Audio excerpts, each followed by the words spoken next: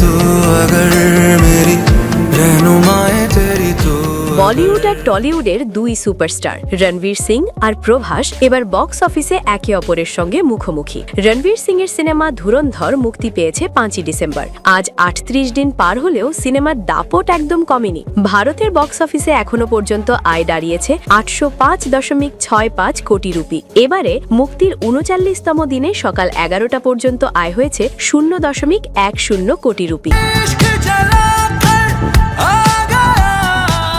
হ্যাঁ, শুনতে অবাক লাগতে পারে, কিন্তু এটা প্রমাণ করছে ধুরন্ধর এখনো দর্শকদের প্রিয় এবং টিকিয়ে রেখেছে তার স্থান। এদিকে প্রভাসের সিনেমা দ্য রাজা সাব মুক্তি পেয়েছে 9ই জানুয়ারি। প্রথম দিনেই সিনেমা আয় করেছে 53.75 কোটি রুপি, যা সত্যি দারুণ সূচনা। দ্বিতীয় দিনে সংগ্রহ হয়েছে 26 কোটি, তৃতীয় দিনে 20.12 কোটি, কিন্তু চতুর্থ দিনে একটু ধীরগতি। সোমবার সকাল 11টা পর্যন্ত আয় দাঁড়িয়েছে 0.44 কোটি রুপি। এটি দেখাচ্ছে নতুন হওয়ায় সিনেমার সংগ্রহ এখনো বাড়ার সুযোগ রয়েছে। সব মিলিয়ে দেখা যাচ্ছে, 1. রণবীর সিং এর ধুরন্ধর এখনই স্পষ্টভাবে এগিয়ে। 2. প্রভাসের দ্য রাজা সাব নতুন, তাই সময়ের সঙ্গে সঙ্গে এটি আরও আয় বাড়াতে পারে।